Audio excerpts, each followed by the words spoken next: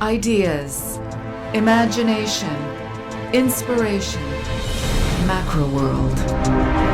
Here's your host, Ray Scott. Hi, and thanks for dropping by. I've got a really exciting and interesting tutorial for you today as we take a look at taking leaves and turning them into black and white macro style. Now, the goal today is to create really highly textured leaves. Now, this is not a Lightroom or any kind of software tutorial. You can do this in camera. There's all kinds of different ways to do it, but I'm going to show you the way that I do it. First of all, you're going to need a few things. Now, as you can see, my trusty black velvet is going to come into play again today. Now, you don't really need this. If all you're shooting is the leaf itself, you don't really need, it doesn't matter what the background is, right? Now, if the leaf has holes in it or you want to show the edges of the leaf and things like that, then for me, I'm using a black background because it is going to be black and white photography. I think it goes really, really well when you do it that way. You may have another idea, and you should always follow your passion and your ideas. It's always the best way to go. We aren't going to need a book today, but what I'm using the book for is leaves. Okay, I've got my leaves in here. I find books are great because what happens is it preserves your leaf, and also what it does is it flattens the leaf too, right? Because we're going to be using very, very shallow. We're going to have a very shallow depth of field that we can use. That's just the way macro photography is when you're really close. So I find that when the subject is flatter, you get a better result in terms of your depth of field. Now, it's not going to be so flat that you're not going to be able to get the definition that I'm looking for, because what we're trying to do is bring out the veins and all the textures in the leaves.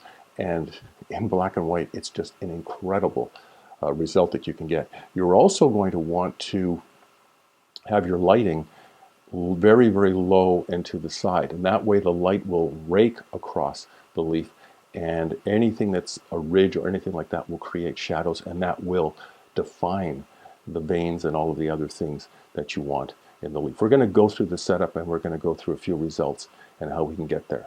Let's get started. First thing to notice is the light on the left-hand side there coming in very, very low so that the light is raking across the leaf and highlighting all of the ridges that are there, because you want that detail. The other thing to notice is that the camera is on a tripod and it's shooting straight down, so that I can get maximum depth of field.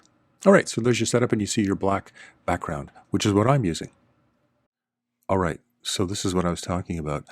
And since we're shooting black and white, why you may want a black background. You're seeing the edges of the leaf, and you're also seeing holes that are in the leaf. And I find that the black velvet just offers some really good relief, and it just works well with the whole black and white theme. You may want to try something else, and please feel free to do so. All right. Things to consider. We talked about light coming in low from one of the sides. We have that going. Also, depth of field, a big challenge always. We are shooting this at f16. All images shot at f16 or f22, all right, for maximum depth of field.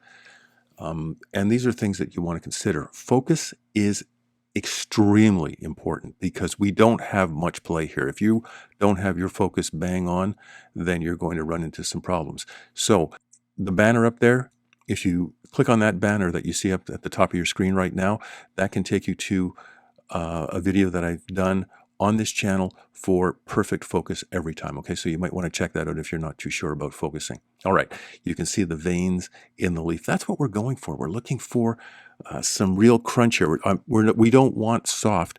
We want something that is highly, highly detailed. All right, here, again, the leaf. It doesn't matter what side you use the side of the leaf that you want. Use both sides. They're both a little bit different. The front will always be a little bit different from the back. This is the back of the leaf, and you can see the veins and the spines. And I've got it coming out from the bottom right-hand corner on purpose so that you get a fan effect. It's all part of the composition. Try different things. Try different ways to do it.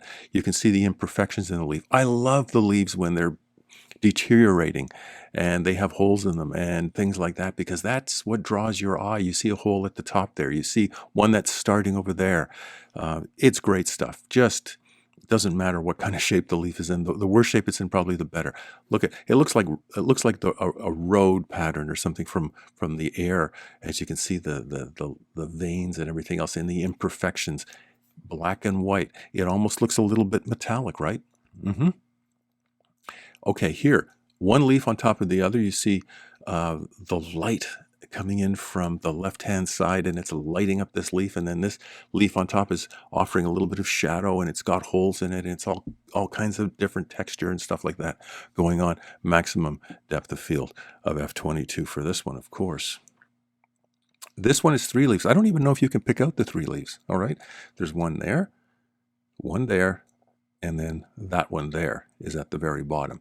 So 3 leaves, and there you have it. Just play around and have a blast with it, okay? Different kind of a fan effect of this leaf.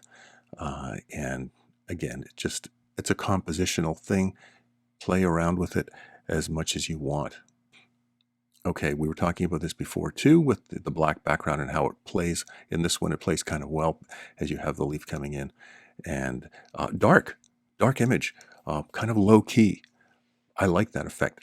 For me, it offers a lot of drama. You may want something a little bit lighter, or maybe even something that's high key. It just depends. But I find that the low key effect really brings out all of the patterns and all of the texture in the leaves.